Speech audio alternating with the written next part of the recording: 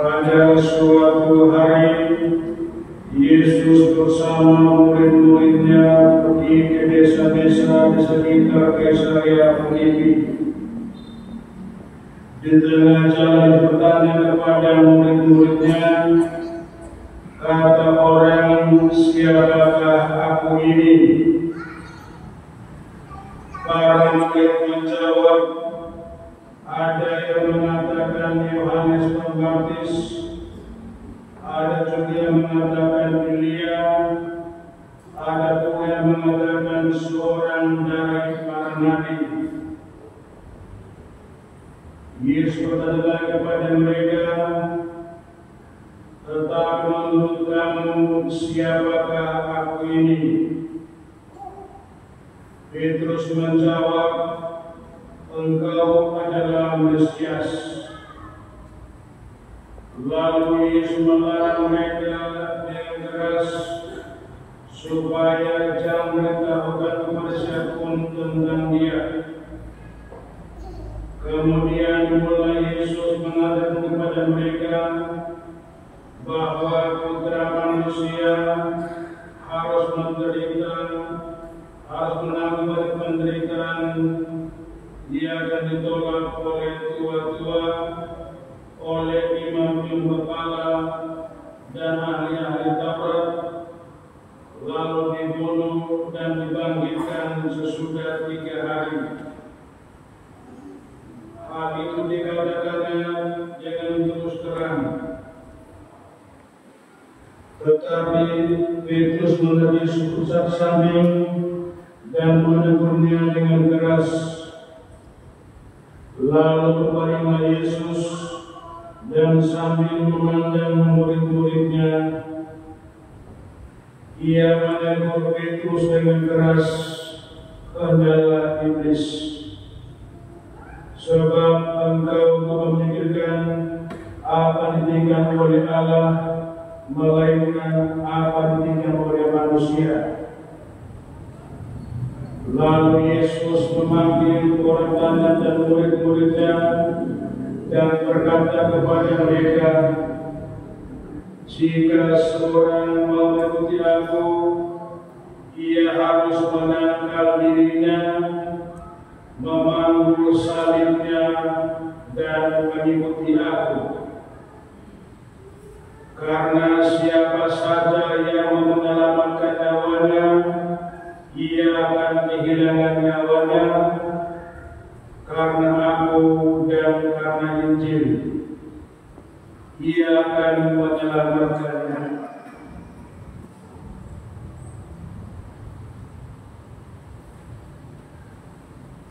Demikianlah sabda Tuhan.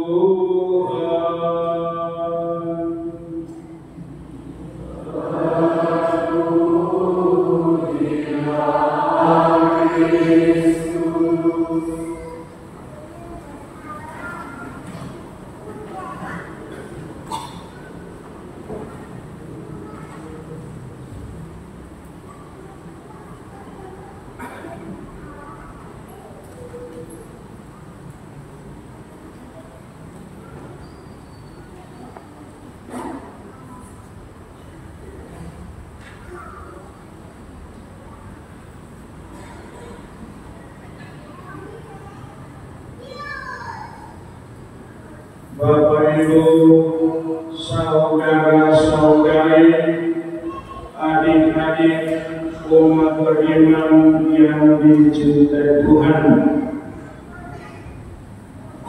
Kita telah mendengarkan ketiga bacaan suci yang disiapkan gereja untuk perayaan kali ini.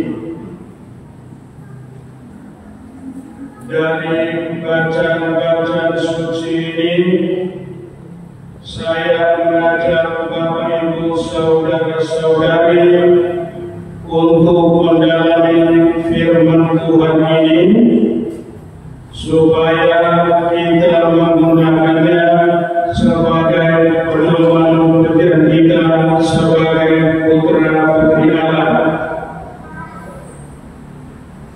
Dalam khotbah Injil minggu ini, kita telah mendengar dua pertanyaan Tuhan Yesus kepada para murid. Siapakah Dia menurut pandangan orang dan menurut pandangan murid sendiri?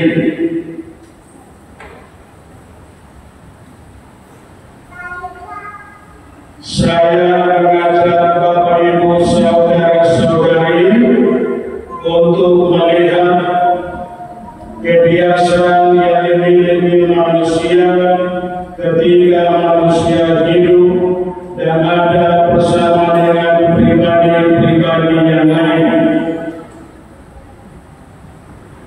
Ketika kita ada bersama pribadi-pribadi yang lain, hal yang muncul adalah kita berusaha untuk saling mengenal.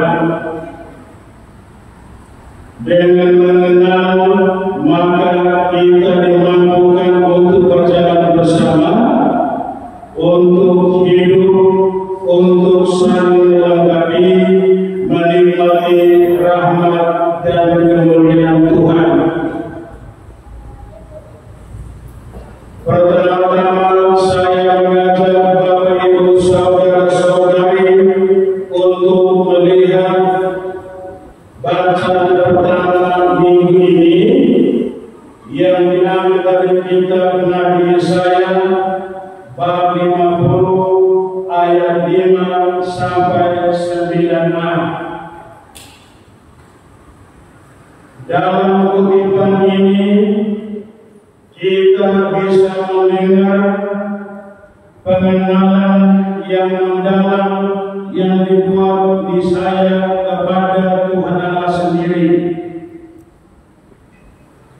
Yesaya dalam mengungkapkan pengalaman imannya, dia melihat bahwa Tuhan telah membuka telinganya.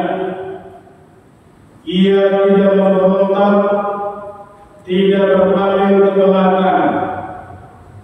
Ia senantiasa memberikan diri untuk mewartakan firman Tuhan, sehingga dengan demikian anak pribadi itu dimampukan memahami firman dan kehendak Tuhan. Dalam penghayatan iman Nabi Yesaya, ia memberikan diri secara penuh total kepada pewartaan firman Tuhan. Ia menyampaikan firman Tuhan, ia memberikan pengajaran, sehingga dengan demikian para pribadi memahami firman dan kehendak Tuhan sendiri. Yesaya dalam menghayati imannya, dia bersarang pada kehendak Allah sendiri, karena dia yakin, dia percaya Allah itu maha baik. Dia akan memberikan imbalan sesuai dengan perbuatan-perbuatan baik yang telah dia jalankan. Saudara-saudari terkasih, pada Injil minggu ini mencoba mengecek bagaimana pengenalan orang tentang dirinya sendiri. Pertama-tama dia bertanya kepada para murid, kata orang, siapakah aku ini? Mereka menjawab, ada yang mengatakan Yohanes Pembaptis, ada yang mengatakan Nabi Elia, ada yang mengatakan salah seorang nabi utusan Allah. Setelah itu dia lalu kepada para murid, oke, itu kata mereka, kata kamu siapakah aku ini? Petrus mewakili para murid memberikan jawaban dan mengatakan, engkaulah Mesias, Putra Allah yang hidup. Kalau kita mendalami kata Mesias ini, bahwa Yesus dalam perjalanan hidupnya dia akan mengalami penolakan oleh ahli-ahli Taurat, orang-orang Farisi. Dia akan mengalami penderitaan, bahkan sampai puncaknya mati di kayu salib. Yesus sudah tahu itu. Dia jelas kepada para murid dan Petrus spontan menolak. Tidak, guru, ngapain kau mati? Yesus malah balik mengungkapkan dia bilang, inilah kehendak Allah Bapa di surga. Yesus sebagai Mesias dalam perjalanannya itu dia akan mengalami penolakan, dia akan mengalami penderitaan dan sampai mati di kayu salib untuk menebus dosa umat manusia. Bapak Ibu, saudara-saudari, adik-adik umat beriman yang dicintai Tuhan, setiap kali kita merayakan perayaan iman, kita mempunyai beberapa harapan bersama, mempunyai dan membangun pendalaman iman tentang tokoh Yesus Kristus sebagai guru kita. Dia adalah Mesias, dia adalah Putra Allah. Dia datang untuk membimbing manusia, dia datang untuk menuntun manusia, dan pikirannya itu akan berakhir dalam puncaknya di kota Yerusalem. Kita bisa belajar dari Tuhan Yesus yang setia pada kehendak Bapa di surga. Kehendak Bapa di surga adalah jalan penderitaan untuk menikmati rahmat dan kemuliaan Tuhan. Kita sebagai murid-muridnya diminta untuk membangun pengenalan mendalam tentang Sang Guru ini,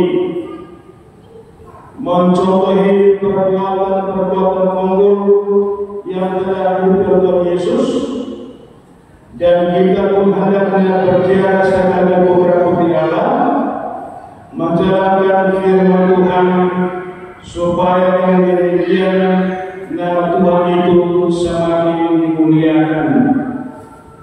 Oleh karena itu, saudara-saudari, marilah kita memohon rahmat Tuhan Semoga karena bantuan rahmat Tuhan kita dimampukan untuk membangun pengenalan yang mendalam tentang Sang Guru. Selanjutnya kita pun dimampukan hidup sebagai orang beriman, hidup sebagai putra-putri Allah kini dan sepanjang masa. Amin.